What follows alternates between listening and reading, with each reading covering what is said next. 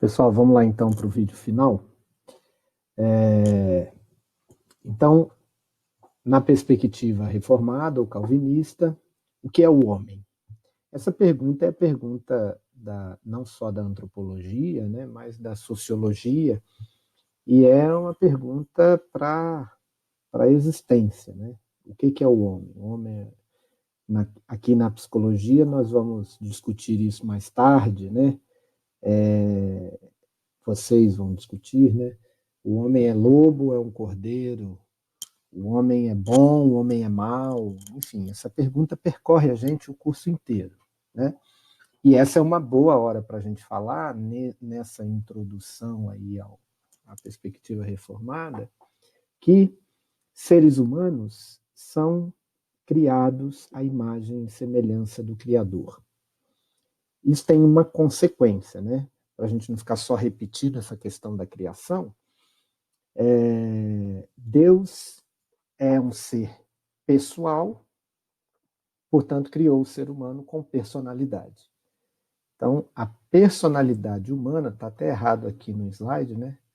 Está escrito errado. A personalidade é um atributo, a individualidade, a característica, a especificidade de cada um é uma consequência do homem ter sido criado à imagem e semelhança de Deus, que deu a ele essa condição de ser único. Né? Isso é uma coisa bonita. Né? Cada ser humano é um ser humano. Hoje nós temos aí 7 bilhões de habitantes no mundo, ninguém absolutamente é igual ao outro. Né? Isso não é muita novidade no sentido da criação, porque se a gente olhar, por exemplo, a flora, a gente vai ver também essa mesma diversidade e a mesma especificidade de cada folha, por exemplo, de uma árvore ou de cada espécie de uma planta. Né? Então, os seres humanos têm personalidade, têm inteligência, Deus é onisciente, criou os seres humanos com inteligência, então não há uma possibilidade de uma justificativa para um abandono dessa qualidade que o ser humano tem. Né? Ele tem a capacidade de desenvolver a sua inteligência. E é interessante que esse senso gregário aqui dos seres humanos, eles têm também esse aspecto aqui correlato, né? Porque esse senso gregário, ele tem a ver com o desenvolvimento da inteligência dos seres humanos, porque seres humanos aprendem com o convívio a desenvolver a sua inteligência. Nesse sentido, seres humanos são diferentes, por exemplo, dos cavalos, dos potros, né? Ou de um bezerrinho. Um bezerrinho nasce de manhã, quando é de tarde, ele já está dando seus saltos, já muge, o cavalo, o potrinho já relincha, já dá os seus trotezinhos. Né? Seres humanos não, precisa aprender a falar, aprender a andar, aprender a se relacionar, mas ele tem essa capacidade, mas tem esse senso gregário, também vindo da imagem e semelhança de Deus. O seu senso de moralidade também é algo que dá para se imaginar, como eu já falei antes, que é consequência da, da, da, da imagem e semelhança de Deus, né, que os teólogos chamam, numa expressão latina, de imago Dei, um ensino específico da imago Dei, que é a imagem de Deus no ser humano. Ele tem esse senso de moralidade. Seres humanos sabem quando fazem aquilo que é certo e quando fazem aquilo que é errado. Tá? E a criatividade, né? Citei aqui antes, no sentido da individualidade, da especificidade de cada um, seres humanos têm capacidade extraordinária de criar. O Criador criou a criatura com a capacidade de criação. Aqui tem uma ótima introdução para a gente conversar com quem pesquisou sobre calvinismo e arte, né? A questão do belo, da beleza. Só que seres humanos também têm problemas, né? Então, qual é o problema humano básico? Qual é a questão com a qual os seres humanos têm que lidar? No teísmo, bom, vou botar uma carinha menor aqui, que aí fica mais fácil. No teísmo, o problema humano básico é a queda, né? Lembra que, na perspectiva moral e ética, o mundo é compreendido a partir da perspectiva criação, queda e redenção. A queda é a chegada do pecado no ser humano. Então, esse é o problema. Aí está a base de tudo. O que, de alguma forma, explica muito das tragédias humanas, né? Os reformados não têm muita surpresa ou novidade quando ele é apresentado diante de uma tragédia. Por quê? Ele entende o ser humano não como um mal em si, mas como alguém que está em revolta com o Criador. Ele não tem a sua vida tranquila até que ele volte em fé para o Criador. Então, enquanto ele não tem um relacionamento com o Criador, ele vive em rebelião, portanto, em pecado. O pecado é o pecado da incredulidade, né? O primeiro mandamento dado lá a Moisés, né? Não terás outros deuses diante de mim. Qualquer Deus que se cria no coração, ele faz essa revolta contra Deus. Tinha um barulhinho aqui. Então, esse é o problema humano básico e é a base de todos os problemas que seres humanos enfrentam.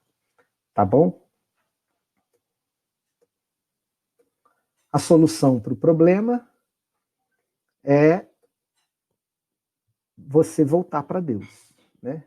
Ou seja, o ser humano, ele está em rebelião, ele está contra, ele vive. É interessante isso, porque eu estava lembrando aqui de que pegue, por exemplo, a questão da liberdade de pensamento, né?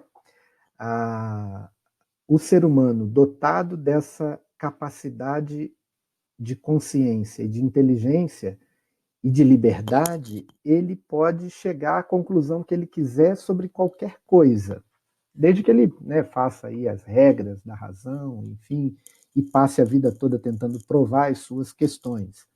Mas ele pode, por exemplo, e aí isso aconteceu efetivamente, ele usou dessa inteligência, segundo os reformados e os cristãos em geral, que Deus deu para ele pegou essa inteligência e se revoltou contra Deus para dizer que Deus não existe.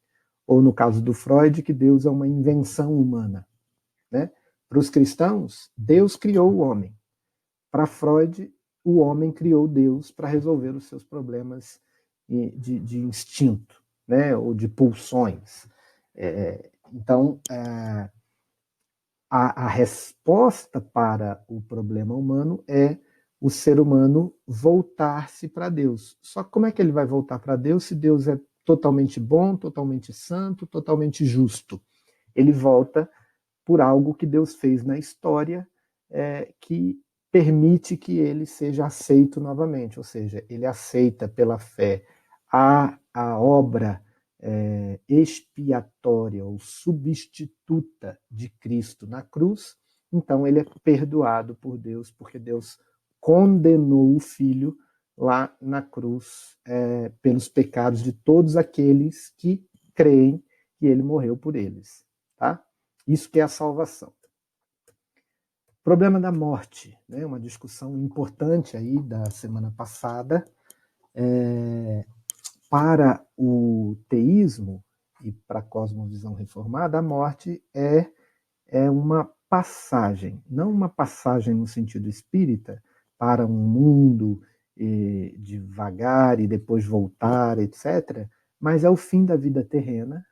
Morre-se uma só vez, né, para o cristianismo, para a Bíblia. Os reformados não pensam diferente. E uma vez nessa outra dimensão, ele está ou plenamente com Deus, aquela amizade que ele retomou aqui na existência terrena é vivida eternamente, ou essa separação eterna, né?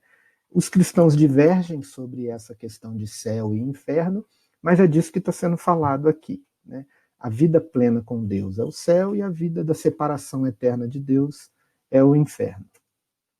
Então, isso, essas perspectivas aqui, elas são dadas para a gente ter como base aquilo que a gente vai ver agora em vários aspectos, né, que eu pedi para vocês lá. Calvinismo e religião, calvinismo e ciência, calvinismo e arte, calvinismo e educação, calvinismo e política. Então, assim, para resumir, tem um vídeo de uma poesia, na verdade, de um teólogo chamado John Piper, que o nome do teólogo, o nome do poema é O Calvinista. Depois você procura lá para você ver.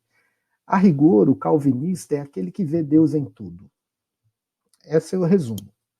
Tudo tem a ver com o toque de Deus. Até as tragédias, até a pandemia, até a morte, a vida, a beleza, a alegria, o alimento, tudo é Deus. E Deus domina sobre tudo. Isso é um excelente resumo do calvinismo, né? E nesse aspecto, o calvinismo ele te dá esse aspecto de você raciocinar o mundo não a partir de si mesmo, né? O homem tem recursos extraordinários, mas isso foi dado a ele, e ele, à medida em que ele se aproxima, ele vai conhecendo mais dessa grandeza, dessa soberania de Deus, né? Duas citações aqui para terminar, né, sobre calvinismo. Uma do próprio Calvino. O Calvino diz que o homem natural tem essa distinção entre o homem espiritual e o homem natural. O homem espiritual é aquele que resgatou a sua relação com o Criador. O homem natural é aquele que permaneceu no seu estado de queda, portanto, vive em rebelião contra Deus, porque ou você se relaciona com ele ou você está longe. Esse ser humano natural, ele é aquele que engole as dádivas de Deus sem sentir o sabor espiritual delas. Então, quando ele, por exemplo, ama os filhos e ama a família, ou ele ama a vida, ele ama o belo, ele ama a beleza, ele está engolindo a comida que Deus deu sem saborear, né? Como se aquela pessoa que come o jantar e o outro é aquele que põe a mesa, põe a vela, acende a vela, põe um vinho, etc., e vê beleza nisso tudo. E a segunda citação de um grande calvinista, que está na nossa bibliografia, o Abraham Kuyper, que ele disse assim, que não há 1 centímetro quadrado do mundo que Cristo não possa dizer é meu. Tá bom? Então, dito aí essas frases e apresentado esses temas, a gente está bem introduzido aí à cosmovisão reformada e ao calvinismo. Eu espero vocês aí para a gente continuar essa conversa amanhã. Um abraço.